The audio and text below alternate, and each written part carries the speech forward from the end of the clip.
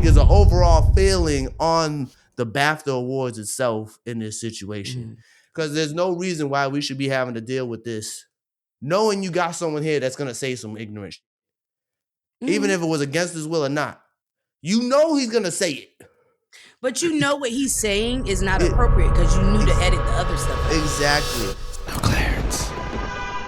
What's up, everybody, and welcome back to another episode of the No Clearance Podcast. I'm your host, Tyler, here with two of the most amazing people in the world, man. We got KC in the building with the fly gear on today. If you're watching on the YouTube, she got the fit. It went. Sorry. That's what she looked like. And that voice of a scratch record is the producer himself, Jay, in the building. Jay, how you doing, my brother? Yeah, I'm good. I'm back and I'm better. You know what I'm saying? I'm just happy to be here. Shout out, I'm Bryson, struggling trying to figure out how to spell the word pronounce. But, you know, I'm here. I will help you, but I'm going to let you figure that out. It's scary sometimes. It does. This is our last episode of Black History Month.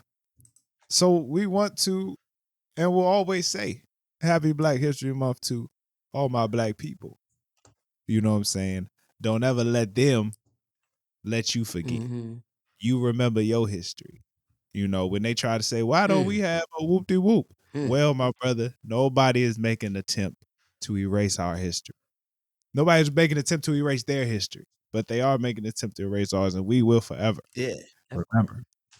remember what we've been through and how we came out of it and how we will continue to move forward.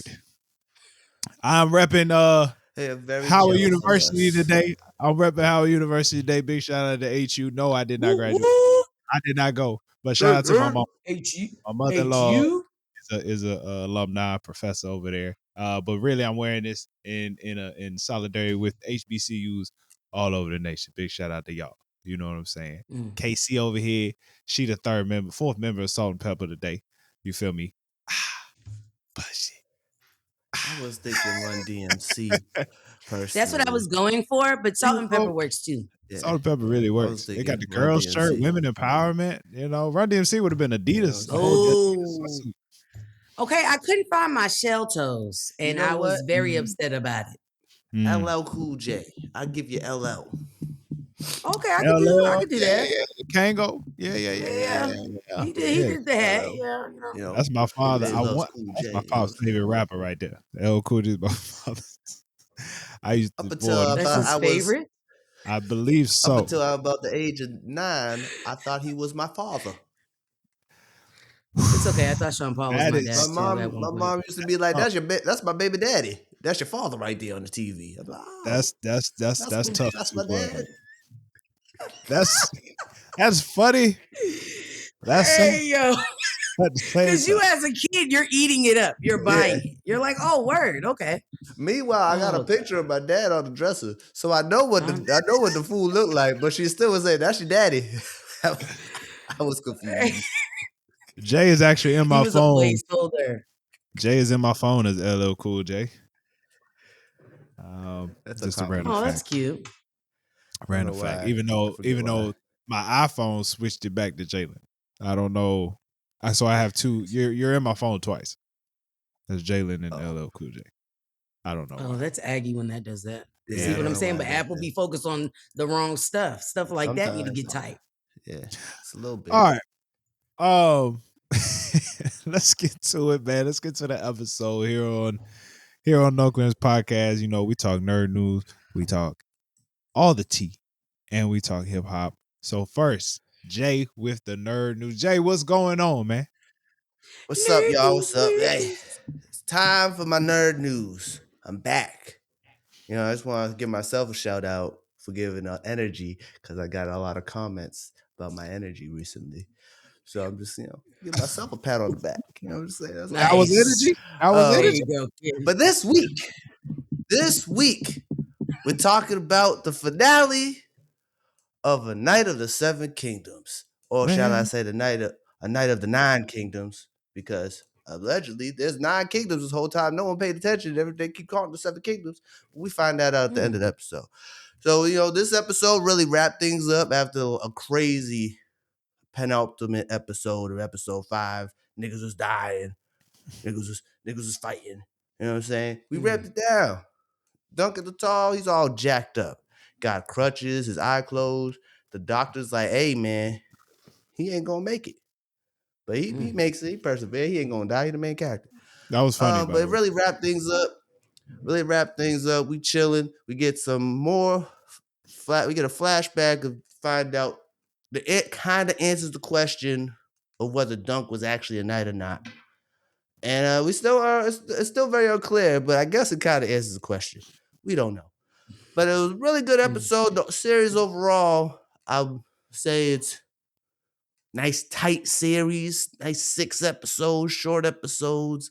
You get in, you get out. You probably finish it in the afternoon at this point. It really wrapped up all the storylines, I think, really well, and gave you a good high expectations for what's to come in the future. And we got Dunk and Egg reunited again. We got a little bald homie walking around with him, going on an adventure. Do you think overall the shows? What's the question, T? What's your question? Okay. T? What's your question? My question. I'm sorry, I didn't mean to cut you off. But do you think Sir Duncan is a knight? I don't know, man, because he asked him, and then the nigga fake dead. So I don't think so. I swear he fake being dead. KC, to give you some context, they show a flashback. Dunk's like, hey, how come you never knighted me? When Sir Arlen's is telling a story about the penny tree. And then once he asks the question, he just stops talking and like looks like he's dead. So that everyone, and so he's looking around like, this nigga just died. And then like some time goes, and then he wakes back up. And he's like, and he finishes the story, and he goes, a knight always finishes his story. And that's how the flashback ends. So we don't know if he was so knighted. He's a or knight not. then. I don't know. We don't. You have to be knighted. There's he says a knight never always finishes his story though. He was talking about himself because he's in the middle of the story. He was talking about himself. But the guy who asked why you never knighted me, he's waiting on him to knight him because he's been his squire for so long. He never knighted him. Got you. He was like, why have you knighted me? Yeah, people are saying that's a little shade to George R.R. Martin. That quote, a knight always finishes his story. People saying that's a little shade thrown by it might be a little shady. Why is that shady? Because he ain't finished the damn books. We're waiting on him to finish the books, which is why we had such a terrible last season of Game of Thrones. They started to try and make up their own story because he didn't finish the books. He didn't finish the books. Yeah. So he still has 2 books left. It's been 15 years since the last book. Yeah. Yeah, y'all not getting it. I hope y'all know that. Right? I don't. Yeah, it's looking slow. Yeah, at this point, who knows? We don't even know. But I'm sorry, I think this show was great, T. I think it was really good. But to answer the question, I don't know if he's a knight. I don't really care because he moves. He moves as like if he is a knight. He embodies a knight. He loves he instills the values of a knight. So like at the end of the day, what really makes you a knight? Whether you get knighted or not. I mean, I think that's what this show is showing. Like a knight is not who has knighted you. Is how are you moving? What is your character? How do you act? Exactly. Yeah. So and I will say the most powerful scene of the episode is a young Egg. He overhears Dunk saying, "I don't want him to be my squire. I'm done with princes." And he grabs a knife. He goes up to his brother's bedroom. His brother's all fucked up from the fight. He's bedridden. He getting ready to take his brother out. He's done. He's gonna kill this nigga. He gonna kill him. He gonna kill him. He got the knife behind his back. He gonna stab him up. And the conversation that was had before this scene was like, do you want to save Egg from being like his brothers, from being like the rest of the Targaryens, being spoiled, rotten, and just like entitled and arrogant and all this and just not giving a fuck about life. And right before he's about to stab him with the knife, his father's sitting in the chair and he just gets up and just puts his hand on his shoulder and Egg starts crying. So like, it was just like a That was a powerful beautiful scene because scene you could as like a see father son. he was being tempted. Yeah. Yeah. And, I will say, I thought Makar was an asshole at first when they first showed him. Yeah. Come to He frustrated. realize he just had an attitude because he thought his sons was missing. He couldn't find his sons. So he kind of had an attitude. That's the only reason he had an attitude, because his sons was missing. So it kind of makes sense. He's a great character. Yeah. Overall. Well, and I'll make a prediction. I don't think he was gonna kill him. I think he's gonna cut I his don't balls know.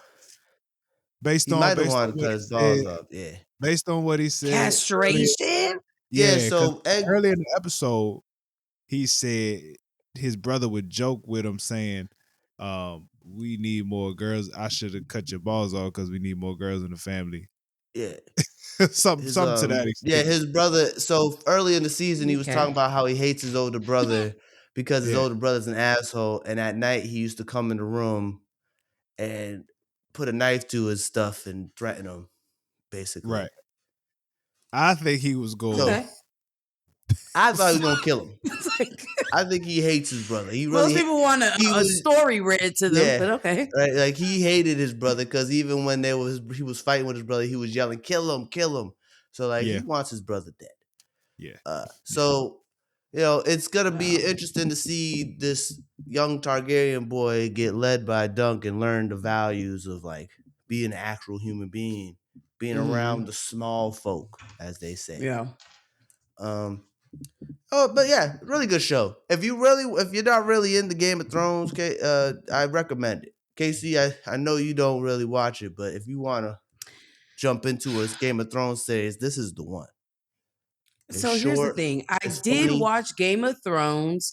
I am more so, I don't like to do things when everybody else is doing it. Does that make sense? Makes sense. Like I want to watch the show when the hype dies down and I could really just watch the show and create my own opinions. And I know people are gonna be like, you could do that now, but it's like sometimes the noise be so loud that you can't really enjoy a show. So I'll probably watch it eventually, when the hype dies down.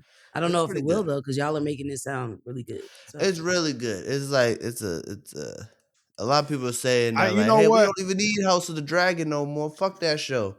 Casey, it's that good. Yeah, there are a lot of people saying that like we don't even need House of the Dragon. Just give us this. But you know what, Casey? I think a Night of the 7/9 Kingdoms. I think part of me feels like it's good because of Game of Thrones and House of the Dragon being so serious. And so a Night of the 7 Kingdoms provides a different level of relief from having to watch this world and always be part of this politicking and not knowing who's going to die today. This is more just like side quest, side story type situation. Shooting the shits type of thing. It's lighthearted. It's a very lighthearted series. Okay. So if you other Game of Thrones series, I'll be honest, like because Game of Thrones is very like, you know what I mean? Intense. Yeah. If I didn't Game of Thrones is very, very serious.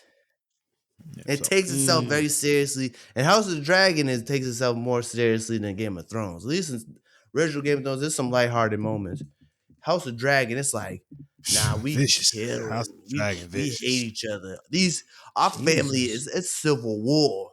You know what I'm saying? Like, it's like, nah, we don't fuck with each other. But overall, I'm gonna give my overall score for A Night of the Seven Kingdoms wrap up 10 out of 10. You giving the season best show of the year so far? I'm giving the season 10 out of 10. Jalen, we gotta start giving you a criteria. It's 10 out of 10. Okay. It's the best show, one of the best shows of the year. The only other show that I think is just as good this year so far is Wonder Man. Yeah, I was about to say. We never talked about how I finished it, but I give that a 10 out of 10 as well. So we have a good year so far. Paradise is back. I'm gonna start talking about that maybe next week or some other stuff. TV's killing it right now. You know what I'm saying? TV's killing it. Jujutsu Kaisen's back. Season 3 is gas. Just gas, just straight put a gas on the fire. I've never heard anybody gas. refer to a show as gas. That shit's just I like that. fire, bro. It's JJK season 3 is I don't know. They put in their whole fucking foot in this shit, bro. They put in everything in it. It's Okay. crazy. But yeah, this Jalen's Nerd News. We done. Putting their foot in it. Shout out to Big Mama. They, hey, you know what I'm Let's saying? shout out Big Mama. Ooh. All right, well, Jay, we appreciate the nerd news, my brother. Let us move on to KC's tea time. Clink your cups. Clink. Time to lock in. Clink, ladies and gentlemen. What we got? We're gonna start light and then end heavy.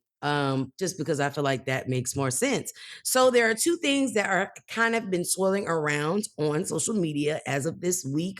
We have one incident being an incident with KATSEYE. If y'all can recall a few episodes, well, a lot of episodes ago, I spoke about KATSEYE and the Netflix special or series that they had. The premise of the show was essentially to build this girl group that was going to be iconic, global, having girls from all over the world represented in this girl group that was going to kind of run similar to how we see K-pop groups run. So if you are thinking about what a K-pop group is, we're thinking about BTS, Blackpink. Those are just some of a few that I can think of that are very popular that I know a lot of people will recognize.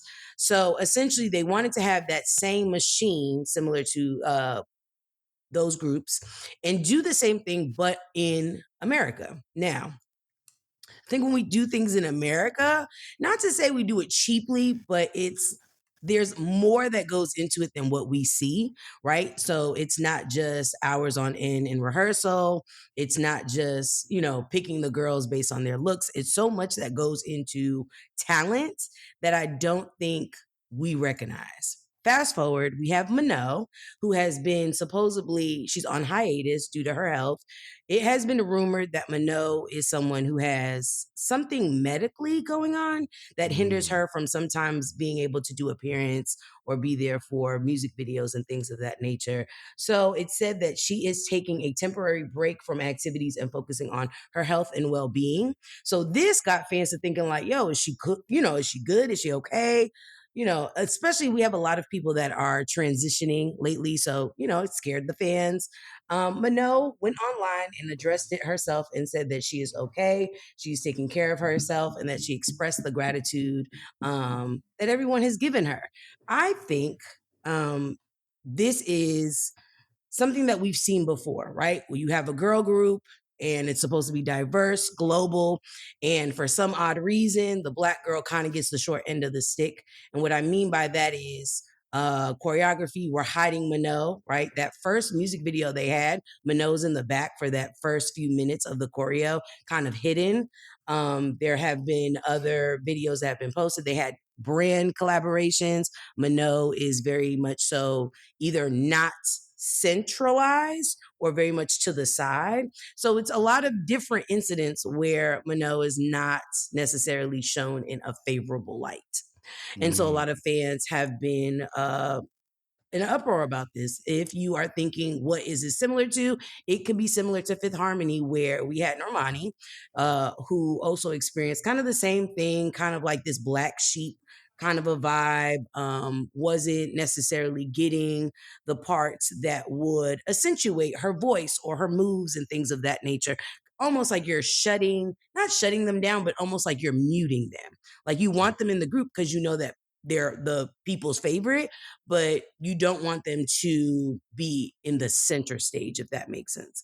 So I think the situation with Minot is one that's sad, but it's also one that's not far-fetched. There is a lot of controversy with K-pop or music in general, how they do a lot of referencing Black culture, hip hop culture and things of that nature. But a lot of people are like, hey, my culture is not your costume. And that is the feeling that people are getting. I feel like that situation with the KATSEYE situation is kind of colliding. And so that's why a lot of people are very vocal about the Minot situation. I also feel like, too, it's Black History Month. We're uplifting Blackness and not diluting it or downplaying it. I think my initial thoughts are I hope that she's okay. I mean, mental health, physical health, I hope you're all right. You're doing the things you need to do. I do not think it's okay for anybody in any group, whether it's a global group or whatever kind of group it is, for anybody to feel less than or feel like you're by yourself and on this island. The purpose of a group is to make you feel this sense of camaraderie and friendship and kinship. And that's what you're supposed to be selling to the audience. So it does make me feel a little apprehensive about KATSEYE.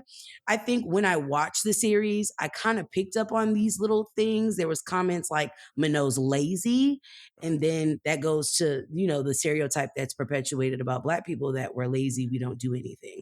And so I think it's harmful when we're making comments and things like that of the impact it can have on a girl who is essentially, she's not the only person of color, but she's the only Black girl. Right. There's another member, I don't know her name, I think it's Linda, if I'm not mistaken, who is very much so Indian and represents that in her clothing and everything she does. And I think that's dope. I don't want to take away from that, but it is a different experience when we are thinking about someone who is a Black woman and not necessarily a woman of color, because those are two different things.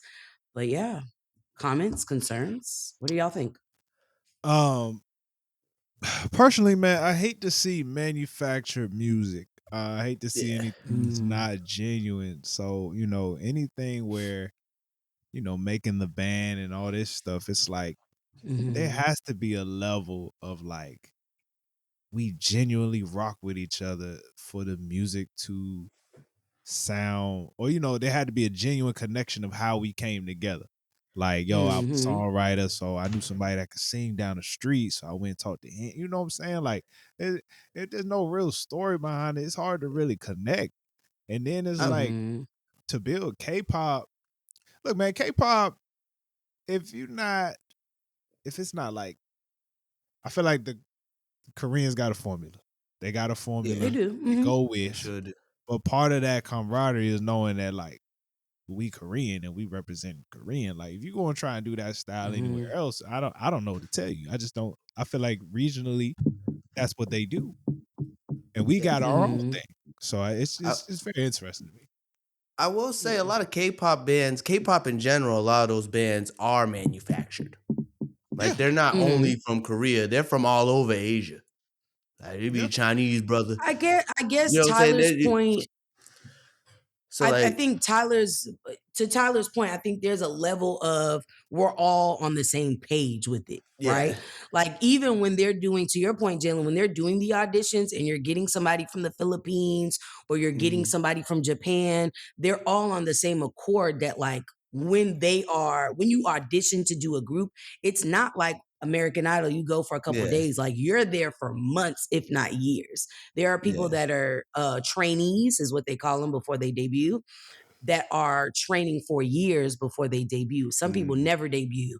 So it's a level of meticulousness that I think Korean, the K-pop industry has. I don't necessarily think us Americans have that yet. Not to say we can't have They it, used to, but and I will Destiny's say, Child got put through the ringer. I think they used to, but then I think, Tyler, to your point, now we should have a conversation about A&R. Because now what does A&R look like? Maybe that's the disconnect, is the A&R is not A&Ring and doing their part as far as, yes, you're picking girls that look aesthetic, right? They look good individually. But do they come together, mesh together, and make us feel like they're friends outside of this? And there's another girl group, Flow, love Flow. They're 3 girls, and maybe it's the number of people in a group. Maybe once you pass 3, it's too much. I mean, we saw it with Destiny's Child.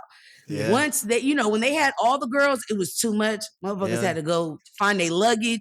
It was too much. But once they broke it down to 3, it was like 4. I want to say it was like 6 at one point. It wasn't God long, but damn. it was 6. Yeah. But once we got those 3, Michelle said, wait a minute now. There's 3-part harmony. We all can hold the note. Let's Yeah. keep it here.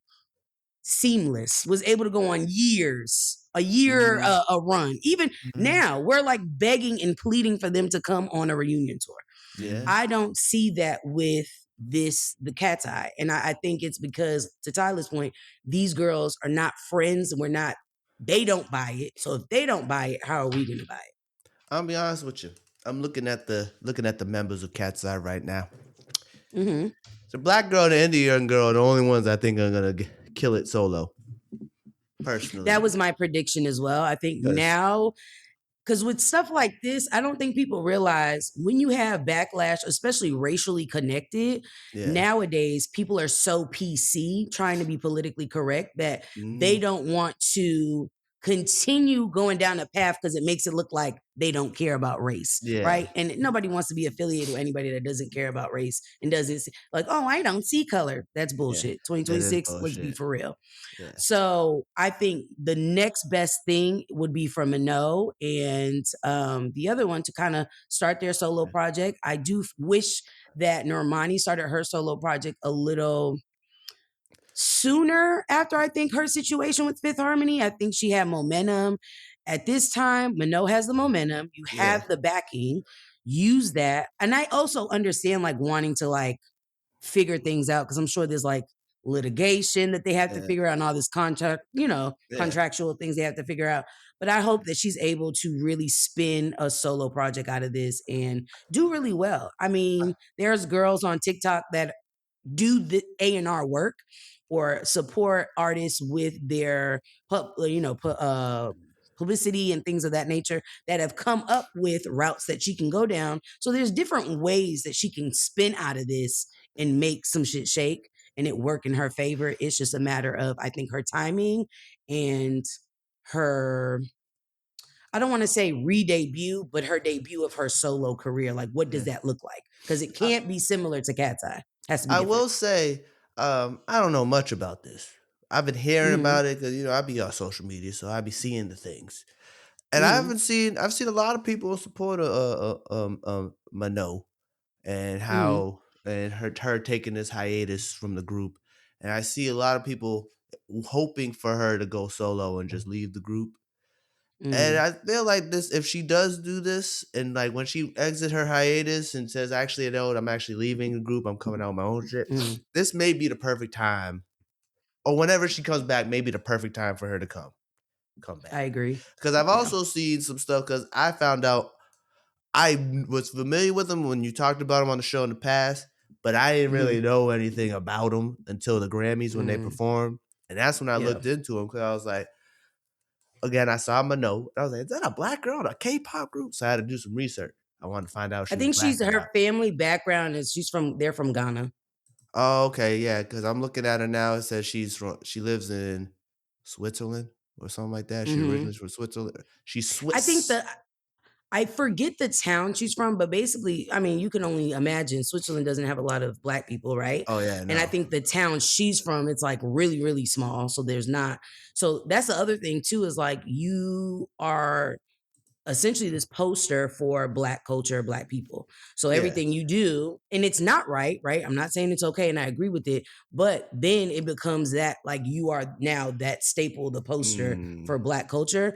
yeah. And that's a lot of pressure to have, right? Yeah. And so I will say, I think that the way she's dealing with this is very PR sensitive. I think Yeah. that, she's not coming out, she's not doing too much. I think that's the smartest move is to kind of figure out your ducks before you get vocal. I think sometimes because we have access to social media and it's right there at our hands, we want to get on and just start talking, but sometimes that could be our downfall as well. Oh my So god. yeah. These girls are young. I'm looking at their ages. All of them were Oh, born super in the young. And then 2000s. that, I mean, to Tyler's point too, I think that's why it's important for them to be friends, for them to like each Yeah. other, because this is a lot to embark on in their age. Like they're still figuring out life, but now you have to figure out life under this microscope you call fame. So Mano and the self-proclaimed, I don't know if she is made self-proclaimed, but Mano and the leader, Sophia, are the oldest ones in the group. So you would think that like mhm. it's probably why they're button heads.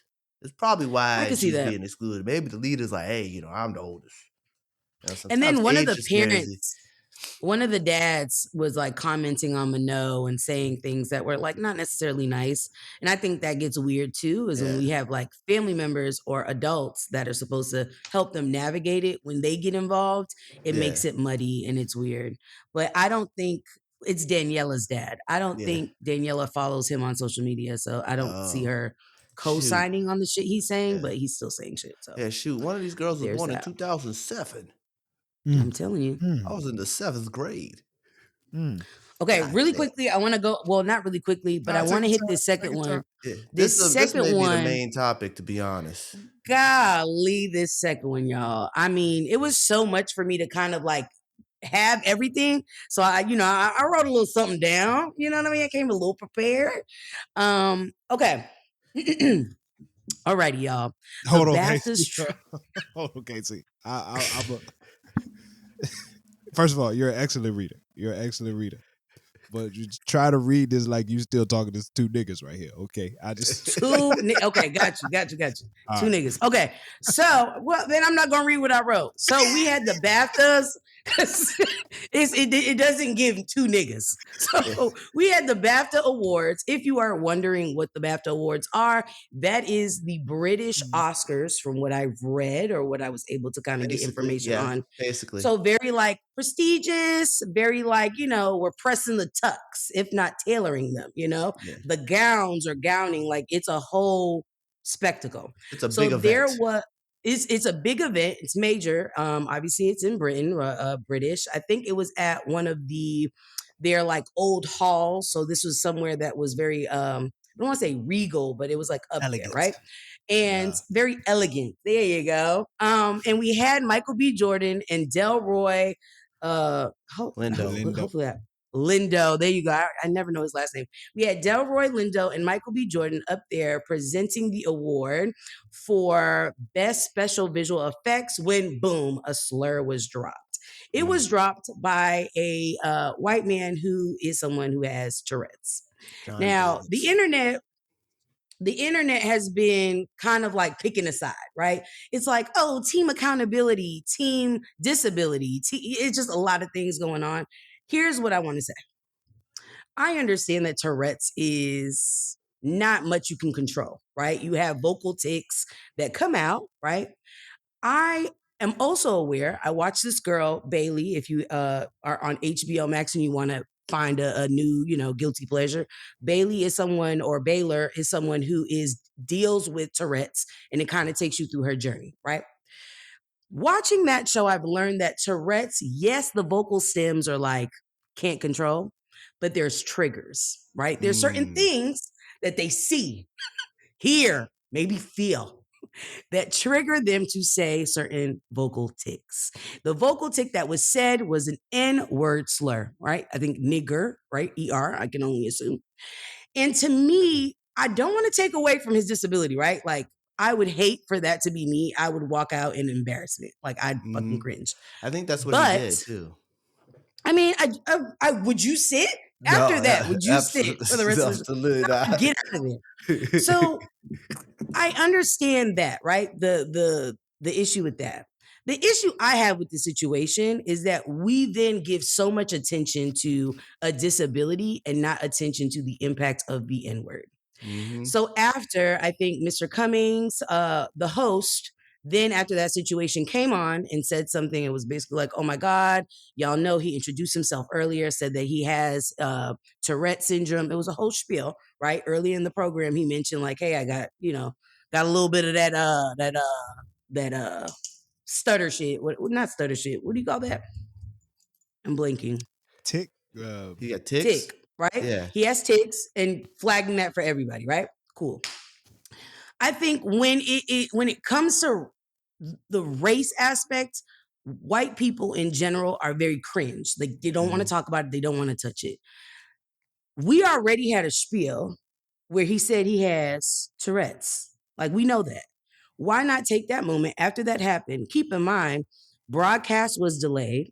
So not only was this heard in that space, it was also heard in homes. Okay. Mhm. The BBC launched this whole apology. Oh my gosh, that's not what we stand for, X, Y, and Z. But it's one of those things where it's like you needed an immediate response to that and immediately name and claim it, right? Don't just claim the Tourette's and the tick. Claim, hey, you know what? That was insensitive. We're aware of the history behind that word, X, Y, and Z. It didn't have to be a whole big thing, but just acknowledging it. I think the lack of acknowledgement of the racial impact and the acknowledgement of the disability is something that we as Black people constantly see. It's like, I want to address every other ism except racism. And to me, it's weird, but also when we're addressing racism, that comes with accountability. And so I think a lot of them are not being held accountable.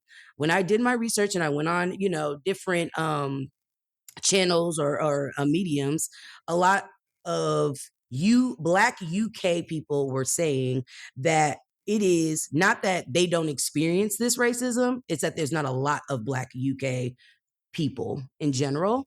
And so they feel like even if they were to say something, the numbers are not there. But they did give Black American kudos because they said, y'all have the numbers, y'all make shit move, essentially. When y'all say some shit is out of pocket, not okay, y'all hold people accountable. There's that level of accountability. So I will say, out of this situation and moment, yes, it's like fucked, right? But I will say it's a beautiful thing when you see majority, because I'm not going to say all, but majority of us on the same page as far as like, nah, that's bullshit. I'm not going for that Tourette shit. Like, no, that wasn't okay. And it wasn't, right? I think then it goes to what are we doing in the rooms? Like there's a green room. What are we doing in there? You can edit, you could take it out. There was word that there was a different, he had a different tick that I think was related to something else that was edited out, but this wasn't. Here's what I was gonna say. This is what I researched into. It wasn't just one occurrence. It was multiple occurrences. He was saying he dropped the F word. He calling people pedophiles. He's screaming out a bunch of shit. And before the show, they did that disclaimer, yeah. But he also said to them, hey, put me somewhere where my ticks won't bother anybody. He suggested that. He requested this, right? Because he was being aware that I'm going to say some shit that's going to offend some folks. I'm not saying what he said. I'm not excusing it. He's using it as an excuse for what he said. But at least he was aware of like, this is going to happen. So where they sat him was next to the mics. Even though they moved him out of the way, they sat him next to the mics. And then they edited out every other fucking thing he said, except for when he said the N-word. And then when Warner Brothers reached out to them and said, hey, you left this in, they ignored them. So the BAFTAs in itself not only failed us as Black people, and had, in Black history, had 2 Black men experience being called nigga on stage. Yeah. You know what I'm saying? And have to react to that, have to give grace, because why do we always have to give grace? That But part. like, not only did they put us through that, they also put this dude with a disability in this situation, and then they didn't take accountability for us being verbally assaulted on stage with these racial slurs. You know what I'm saying? Yeah. So I think it's an overall failing on the BAFTA Awards itself in this situation, because there's no reason why we should be having to deal with this, knowing you got someone here that's gonna say some ignorant shit, even if it was against his will or not. You know he's gonna say it. But you know what he's saying is not appropriate because you knew to edit the other stuff out. Exactly. So they left that shit in because they know they wanted people talking about the BAFTAs. That's what it was. Absolutely. At the end of the day. They wanted people talking about the BAFTAs, because ain't nobody give a fuck about the BAFTAs, at least in America. I don't give a fuck about the British Academy of Film Awards. Who the fuck gives a fuck about British Academy Films? Who cares about British films? I'm just saying, I don't know. I like Luther. That's about it. To flex that he knows what the BAFTA stands for. I'm just saying. I'm looking it up now. But who gives a fuck? So I just think, yeah, it sucks that this dude got Tourette's. And, you know, like you said, it's an environmental thing. I was speaking with Jada about this beforehand, and she was like, you know, it's an environmental trigger. It's like where he's around, he knows that's a word that's used for Black people in a negative way. So he has this knowledge beforehand, so it's going to come out because he knows this. I'm not saying he's around a bunch of racist people, but he knows it. You know what I'm saying? So, like, he's blurting out shit the whole show, and you edit out everything else except for that. Man, fuck Fuck That was these very people. That's what I'm intentional. saying. Very Very intentional. intentional. That's what it is. That's what it is. Just a shade again. In our moment, Mm-hmm. in our moment where our movie is the best, is winning all, is going to be Killing winning it. all these awards and nominated for all these Mm-hmm. awards. They have to make sure to put us in our place, quote unquote. That's what it. That's what it Yeah. feels like. They always have tried to do that to us. Whenever we have to do some great, the white folk always got to do some shit like this. Try to set us Yeah, straight, but niggas. fuck them. That's what I say at the end of the day. You know what I'm saying? Because our place is at the top. You know, that's all I got to say. Fuck them, man. It's Black History Tyler, Month, and we get called niggas at Black you've History been Month. too Fuck this quiet. shit, man. You've been too quiet. I don't I like get cutting worried y'all when off. you're quiet. I don't like cutting y'all off, man. I really wanted to. Y'all eloquently stated everything. I want to give credit to Michael B. Jordan and Del. Is it Delroy or Delray? Delroy Lindo. Delroy Lindo. Yeah. Delroy. Continuing to keep composure. You know, Delroy Lindo is infamous for going on a news network, and they wanted to discuss the N-word and why it's a double That was a standard. skit, Tyler. That was a skit. That Oh, was my bad. It felt like it felt real. I that always thought it was that some was real an shit. episode of a Because television he's show. so serious. Like Yeah, he that wasn't you know real. what I mean? That wasn't real. It's his Yeah, delivery. It was the that was realest from shit a of all time. television show. Because they also did it on Boondocks. And the nigga Yeah. was like, Oh. so say it, nigga. Yeah. Say it. That I was find from a it. show. Either way, okay, well, with that being said, I find it absolutely crazy that he did a skit like that. And then now he had It was an co-stage. episode of a television. Yeah. Which television Yeah. show? I gotta watch that. I think now. it was I think it's The Good Wife or something like that. Something like All that. right. It's what is The Good Wife or one of them shows. One of them 'Cause network it- TV Gotcha. shows. It is a legendary moment in skit. No. It is a legendary moment. And so for this to happen to him and Michael B, I'm like, that is absolutely absurd. Yeah. No, they edited literally everything out. I think it was an hour delay. So for you to show that level of ignorance, you know, I really hope we, especially Ryan Coogler, man, you know, I hope we have a good crop of directors like and writers like Ryan Coogler, or you know, who can make great film. But I just really would love to see us just continue to shine and like, man, you know, it's one of those things where once again we have to always make sure we show love to the things that we do. Right? NAACP Awards is coming up. I know we got a whole bunch of other black awards, but I would really love for us to show up to those the same way we gonna show up to the Oscars, same way we're gonna show up to the Golden Globes. I want our events that we know is gonna show us love to be just elegant, just as amazing, because these award shows continue to do us dirty and not show us any type of justice or reverence Real that we respect. Yes. So that's all I So gotta say. something, Tyler, to your point, something that I find interesting, or I found interesting, Amanda Seals. I don't know if y'all are aware of we who know Amanda Amanda Seals Seales. is. Oh, yeah, we She know Amanda Seals is. Oh, God. so, you know, if those of you who may not know her, she has played on Insecure. She is a comedian. She likes to think of herself as like this Activist. intellectual, an activist, right? And I think sometimes we use intellectual loosely, right? Intellectual means that we are having conversation and we're seeing other points of views and understanding it, and not just yelling, fuck it, just don't go to their shit no more. Yeah. Right? Because I think the issue with that, which was her response to this situation, was like, fuck it, let's stop going to their shit. And I think it's interesting for it to come from Amanda. Other creators and also fellow activists have also said this, that they feel like for her to say it doesn't necessarily land well, right? Because she is someone that is not invited to these events and things of that nature, because she has, you know, her own issue and situation. So I think for her to say it, it didn't land well, right? I think if somebody else said it, it would be like, oh, you know what, you show right. But I'm apprehensive about us just completely not doing it or not going to their events or things like that, because then it makes it okay. Yep. It is like, I agree. okay, well, I'm just gonna sit, I'll drink my water at this colored fountain. I won't Mm-hmm. touch your fountain. Right. And Exactly. I know people are gonna be like, oh, that's a dramatic draw, but no, it's not. Because if we start separating our accomplishments and the things we do to just our community, it's not that it belittles it, right? Because we know the Yeah. work is important and it's necessary and it's needed. But what happens is that they don't recognize it.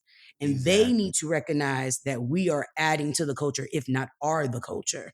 And I think Mhm. that is that line that you kind of go back and forth between, because it's like, I want to go to show you that my shit is up there with your shit, right? I want you Mhm. to know that Avatar is up there with Sinners and it's not a second best, right? Yeah. But at the same time, knowing that when you're going in these spaces, these are spaces that were not created for you, if we're being honest. They were created for them. For a long Mhm. time, when we were thinking of cinema, Black cinema in their eyes was pimps, hoes, drug dealers, and things of that nature, right? And Yep. so, not too long ago, if we're being honest, if we're looking at a timeline. So, I do see people saying, fuck that, fuck going to the Oscars and things of that nature, but also know the impact of that as well. That's not necessarily the answer, and it doesn't solve or hold them It, accountable to the silly shit like this. not at all. KC, And I I think truly it agree not with only with go my skate. bad. Oh, T, you good. You good. T, you good. I agree with your statement, KC. And I know you wasn't trying to debate what I was saying. I think Mm, I want us to get to a point where number one, we have a good level, like an absurd amount of talent being, mm-hmm, out there, and that mm, we show up to ours. That's I'm saying, like, Yes. we should go to theirs, yeah, no, I but agree. the Yeah. Yeah. same way we go to no, and two is 2 points to this, right? The same way we should show up to ours, and then the events Mm, that we throw in NAACP or whatever else needs to be mm, done with the same amount of effort Mm-hmm. as these other events. You know what I'm saying? I saw Kev on stage. mm, The comedian, cried when he won his NAACP award. You know what I'm Yeah. saying? Because he mm, loves doing what he do for Black people. And I just feel like when we give our entertainers awards, there's mm. not a level of like, oh my God, I Yeah. I won it. And it's like there should be Ooh, a that's same actually level of good. Yeah. reverence and appreciation Mm-hmm, for what we are trying to tell you. We trying to tell you that we love you. We went out and supported mm-hmm, you, and we want to show you that you did such an amazing work. And there's Yes. that same level of appreciation you would get from getting an Oscar, BAFTA, Golden Globe should be the mm-hmm, same Mm-hmm. level you would get if you win NAACP or Exactly. BET award. I'm just saying. I, mm-hmm. I feel Absolutely. as if to add on to that, I feel like our award ceremony should be like we should treat them as important as these big ones, quote unquote, the Oscars and all that Mm-hmm, stuff. And people should be flocking to get our awards as well. They're not gonna get them, but I'm just saying they should be everyone should be flocking for our award shows. Like mm-hmm, everyone should be tuning in to if we show this reverence to our stuff. I would love if everybody's like, oh, you fucking what at work, people come up to you. You never thought of work. Hey man, you see the BET Awards last night? No, that was a good show. Like just like anybody, everybody. Not you know what I'm mm, saying? Like that's yeah. how I'm like we should be uplifting our awards and our ceremonies to this level ourselves and not Mm-hmm, excluding us ourselves from these other ones. Still continue to go to these ones, but it's just like this is just another award that's prestigious. That if you have a bunch of these awards, that means yeah. something. You know what I'm saying? If I And got with a bunch that of being said, NAACP awards and Oscars, it yeah, means something. Not with just that being for us, said, but for everything. You know what I'm saying? Like, oh, Yeah. like I just casting want to directors. He got announce. like 3 NAACP awards. We need to get him in our movie. You know what I'm saying? Stuff like that. Yeah. Mm, Well, oh, I see what you're saying. It should be Yeah, just as credible. It should just as yeah. credible exactly. as It's just as credible yeah. as these awards That's all. itself, Yeah. and that comes from us being a more like again like Kevin on stage crying and shit. Us not Yeah. excluding ourselves from the Oscars, but like our like how I'm agreeing exactly what you're saying. T. I'm just added Yeah. on to like everybody should be loving our shit. With that Mm-hmm. being said, NAACP Image Awards is this Saturday, February 28th, 8 p.m. on BET and CBS, do a better hosted by Deion Cole. Hey, oh, that's a good host right there. That's good. They gotta do a better job at advertising because I had no idea. Well, they do it mostly through podcasts. So at least the podcast I follow, they'll be like, "Hey man, we got nominated, so y'all need to go vote." Yeah, I agree. I see it through podcasts or social media. I don't like. I feel like that's where they put a lot of their bread and butter. Lastly, and then we could move on. The last thing I wanted to say too, though, is and it's something that it's like genetic, right? I feel like we do it without even like realizing we do it, but we downplay our own shit and glorify theirs. So when we've done it on this podcast, all three of us, we've talked shit about BET. We've talked shit about BET Hip Hop Awards. Yeah. Well, we got to be critical when it's time to be critical. Casey. Yeah, you gotta be. You know what I'm saying? It's too many commercials. There was a time when the Hip Hop Awards was respectable, and then they just started getting lazy. They got lazy. It's not our fault. So here's the thing. The BET Awards, though, they have good years, they have bad years. I say this to say, yes, let's be critical, but let's have that same energy for them people shit too. Because I feel like sometimes we're real critical on our own shit and we accept theirs. Like for a long time, I told somebody I stopped watching the Grammys a long time ago. The performances have been ass. I have not been impressed by the performances. So, but again, we need to have that same level of critical and analyticalness. I don't know if there's a word for these other people's show as well, because I think that sometimes gets in the way. Is like for BET, we have our high standard, and the moment they come a smidge short, we're like, BET's losing it. They got to think about this, like who's running the show. And we got to give ourselves grace. Now I agree with you, Tyler. Some things is like, come on, you know what I mean? Get it tight and get it right. Yeah. But by Black people for Black people. We need to be, hyping that up. Indeed. I agree. Indeed. All right, KC's tea time. And I guess our main topic for the day, but that was wonderful, great man. Tea, KC, we appreciate you. Great tea. We appreciate it. I tried. Such diligence. Stop pouring the diligence. It's now time for Tyler's turntables, man. Let's get into some music. So real quick, Larry June dropped the album. I wouldn't call it an album, to be honest with you. It's more like an EP called Spiral Staircases. It is Larry June, Currency, and The Alchemist. So I'm gonna tell you this right now. I think I've given this 2 listens. It's quick. I'm not that impressed so far. It feels like a step back from what he dropped last year with Life is Beautiful. But with that being said, it feels more like an EP, and it was like, yo, I got a chance to work with Currency. It felt like it was something they put together. And mind you, this is off of some quick listens. I probably am wrong about this because I know some Larry June stan. I know some dudes that love Larry June, so I don't want to be disrespectful about it, but I'm not feeling this the way I felt the 2 Chainz one. And I wonder how much, it makes me wonder how much 2 Chainz really had input into that last project. Because it's not, he working with The Alchemist again. It's not like he's too far off, but Larry June is a very niche rapper, though. Oh, for sure. And that's another thing, Jay. That's another thing. The subject matter has not changed. And so Life is Beautiful was such an amazing project to me.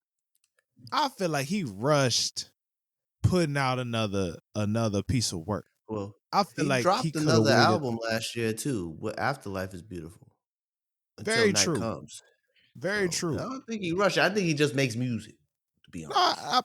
But that's what I'm saying, my brother. I think it's time to take some time off. And I know he's independent. He's independent, so you gotta go get it. He dropped. But at the same time, man, people love Larry June, so I can't. I'm trying. But you know what? It's safe to say not every project is going to be that. You know what I mean? Going to give you that. No, Yeah, you're right. You're especially right. when you But crank them out like that. When you crank them And out this quick he's one like was that, cranking quite. them out in a rate that's like very impressive, honestly, yeah. because it takes a Yeah. lot to do one project. So the fact that he's consistent with it, but to your point, Tyler, it might be like, hey, you know what?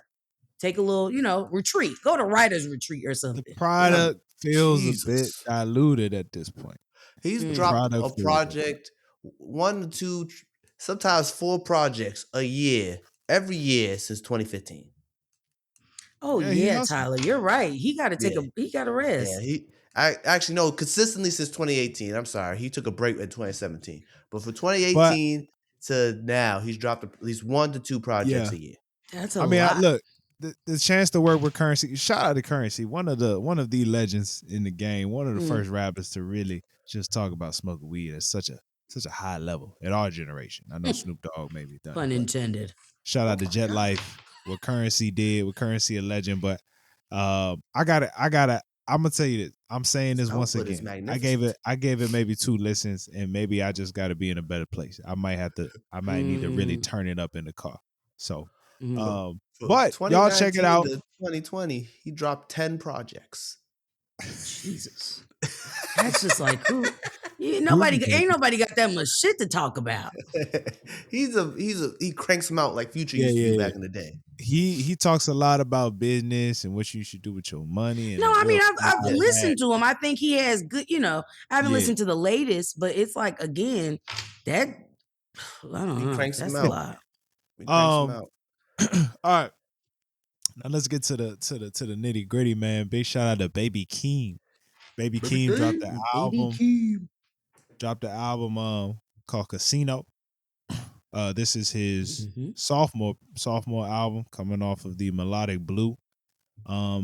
And I think we got a lot from this. For one, Mm, the album is Casino. Baby Keem mm, grew up in Las Vegas, or this may be about his time mm. spent in Las Vegas as a child. And I must say, to have to grow up in Las Vegas when your mother is addicted, is an addict, it's got to be rough. I know I'm They have sure a a lot of lot of addicts money out there. laws. Well, yeah, yeah, A yeah. lot of addicts in Vegas. I feel I like mean, it's Addict he in not general. referenced honest. he referenced what Sin City either you out here ready to kill yourself because you broke or you Yeah. fucking on something. Those are Yeah. only two things that Um, you can really do out there. this album, man. Before we even get to the lyrics, for real, the Mm, production feel like the production had its own story in itself. I feel the production was mm, absolutely amazing. We know Baby Keem. Baby Keem actually started as a producer. Mm. He produced a lot of hits. I think he produced King's Dead, but I could be wrong. No, that's somebody else. He produced a lot of hits, and I think he got back in that bag for this album. Um, I really feel like Casino. If you listen to the Casino beat, is damn near like he took what's that one joint where you pull it down, the slot machine. It sounded like he took the sound of a slot machine and turned that shit into a beat, which is actually is kind of crazy. So that was hard. The main single off of this album is Good Flirts, featuring Kendrick Lamar and Momo Boyd. Very smooth ride. I think Kendrick, man, like mm-hmm. this was one of those verses where Slid he was on it. like, I'm gonna go as long as That's I want, smooth. Mm-hmm. rubbing on your booty, rubbing on your booty.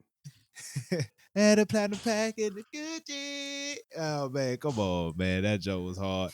Oh, he's And produced honestly, a lot of like really big hits, in my opinion. yeah. Yes, he has. Yes, he has. I Okay. couldn't name him off the top of my head. I know he did Honestly, N95 for Kendrick, Family Ties.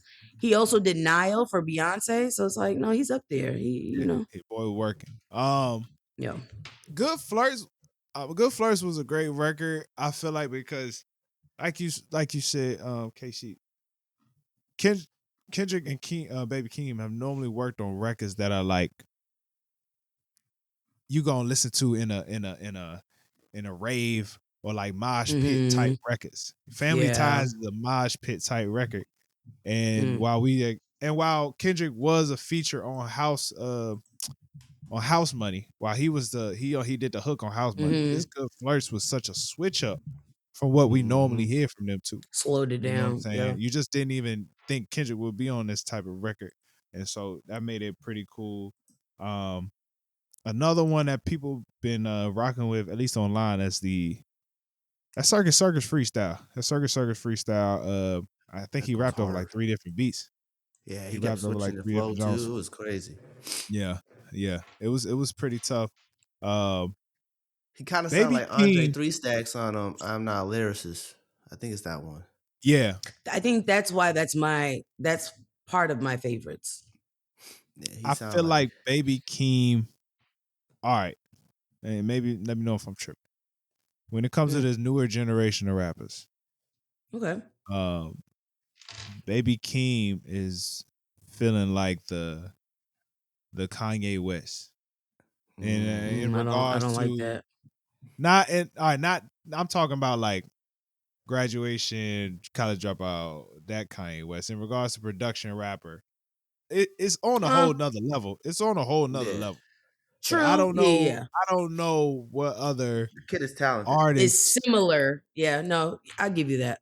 I don't know what other artists of this next class coming up is doing both production and rapping at this level. So that's me trying to give him his flowers. More so. I see something where they was saying that of the big three, the big 3, Kendrick, Drake, and Cole. They say that Kendrick's passing the torch to Baby Keem, Cole's passing the torch to JID, and Who's Drake passing it to? I'm sorry, it keeps making me laugh. Drake passes the torch to Sexy Red. And that was so serious. That's what I see.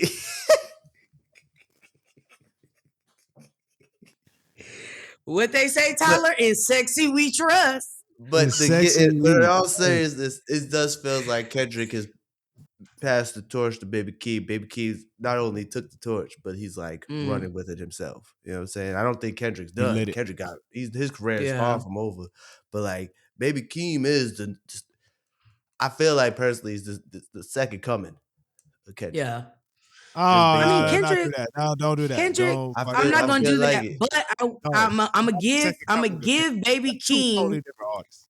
No. I'm not gonna say that. I think Jalen's gonna be on that island by himself. But what I will say is, I will say that Kendrick gave Baby Keem his flowers as far as he was like, I knew he was a sick producer, right? Like he was super talented, but he's like, I didn't realize that he's also a ill rapper. Like that took him by storm. So it's like, I think there's not enough attention that's brought to it. Takes a lot to be a really thorough, good producer, right? I think sometimes people downplay it like, oh, making a good beat. It takes a lot to make a good beat and then do it consistently. Because that's what makes you a good producer. Not a, 1 or 2 hits. It's like every time you touch something, it does something. But to not only have that ability, but also have the ability to give you a movie in your head. When you're listening to this album, you close your eyes, you can hear, you can see it. Like I can see a little kid walking barefoot in the middle of Las Vegas with a mother that's, not well. I can see, you know what I mean? When he's talking about, my sister was the one who had, she was the one who had it all. Like I was the fuck up. She was the person that was, gonna make it right and fix it essentially. You can see all that. So I do see the correlation between him and Kendrick, but I do appreciate that he's more of a nerdy. It's like he has more nerdiness to him. Like it feels like he's creating his own identity within that greatness. So I can see the similarities, but I do like how they're similar, but also still having their differences at the same time. Like it's not a carbon copy kind of a situation. Yeah. Baby Keem music it's an energy. It's a different level of energy. I would never. I'm sorry. Kendrick is just a much better rapper. Oh yeah, for sure. It's not. But I think Keem says that. I think he'll tell you that he too. says he's not a lyricist. Yeah, but that's why I say I'm not. You can't. That's saying, man. He's done me That's next not a- that's- generations. Next generations was all said and Don't, done. I mean, you They can gonna say hold he's him to standing that on the level. shoulders. No, Just he's standing on say. the shoulders. He's standing on the shoulders. I mean, For they sure. shoot, they family, but that's Yeah. not. No. Now I put JID. Maybe that's Look, JID go that's toe to toe Protus. with Cole or Kendrick.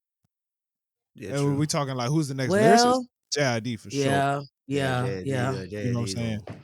Damn, you're not even gonna give my girl Sexy Red no credit? I love Sexy. I love Sexy. Song. She got a new song I like. Who is rapping on a beat That's about some ratchet shit? Like only say that's a talent in itself. Go ahead, that song Sexy. is You right. an Get it abomination. sexy. You right. Get it That sexy. You right. that Hey. song I'm just is saying, an get my, you know what I abomination. mean? You are I like her very new right. song, Hang with I'm a not Bad saying Bitch. I loved it, but the fact that she got balls enough to say, I'm gonna throw something on this beat real quick. Yeah. And that's what you gotta love about Sexy Red. She goes for it. She goes for it. And she not goes afraid. for it. She You know not what I'm afraid. saying? Shout Her new out single to goes hard though. Her new single goes hard. Hang with make a sure Bad you Bitch. tune in. Shit goes crazy. If you got the time, check out the Baby Keem listening party on YouTube. I thought it was cool. YouTube. You know, the artistic expression that he had, and I think, of course, PG Lane. And shout out to Kendrick having PG Lane and really supporting him on a real artistic level. I think is one of those things where he has a great team. You know what I'm saying? And I don't know if he would thrive as well under someone else, but it's almost like it's almost like having the complete team, and then you get a good quarterback. You know what I'm saying? Yeah. So, shout out to Kendrick. Shout out to Casino. Definitely one of them albums you got to check out. On a side note, I got J. Cole tickets. Hey, bro. I tried to buy them on Ticketmaster. Man, they only got the VIP available. Yeah, they man. Shit sold I, out quick. I had to go on SeatGeek, so I had to go on SeatGeek and get them second. I was gonna say, I that's where I got my Cardi tickets. It's SeatGeek. First of all, I like that it gives you the view, so it tells you how what you're looking at. And then I also find it way cheaper than Ticketmaster. I might have to go on SeatGeek because Ticketmaster is robbing people. Yeah, I could not that's find robbing no tickets. So yeah, shout out to Cole, man. I'll be in North Carolina. I'm going to North Carolina show. That you know what? Tyler was thinking big. Hey, it's gonna be a good show. Hey, Tyler. I'm a. Hey, we gotta have this conversation off the pod, but I'm gonna say you if I can't go, I'm gonna say you a little something so you give me some. Some merch. Black yeah, people. I'm gonna say you a little something so you can give me some. I got you. I'm dead serious. If I can't go, I'm gonna sell you like $100. I got you. I'm dead because I need something. I need an official thing. I bought a shirt from the 21 Savage and J. Cole show off some guy off the street. The shit shrunk on me. It's a size small now. Official toy gear is the best quality of shirts. It's so good, such good quality now. You will ever get. It's telling such good you. quality now. It's great such quality. My Beyonce shirt's pristine. It makes me feel better about spending so much money on it. Like it's $55 for a t-shirt. I'm okay because you're getting quality. It's good quality. The Kendrick Lamar one I got, that shit's nice. My Kendrick shirt, oh man. Oh yeah, that shit's still good quality. You know, it ain't like back in the day. Drake shit though, his shit's cheap. His shit was cheap. Good people, that's all we got for y'all today, man. We appreciate y'all for tuning in. Once again, happy Black History Month to everybody, but especially Black people. And we leave comments. Let us know what you think, what y'all thought of A Night of the Nine Kingdoms. Give us your opinion on KATSEYE and the BAFTA awards. You know what I'm saying? And drop let me know your favorite song off of the Sounds like a disease Casino album, or if I'm tripping about Larry June. Let me know if I'm tripping about Larry June. You got that BAFTA? So that's what we got for y'all today, man. You got that BAFTA? Oh, go to patreon.com/noclearance. Yes. You know what I'm saying? Subscribe for the content before the content, man. It's a good time over there. It's a good time. All right. Peace to y'all, man. You stay black. Stay blessed. Peace.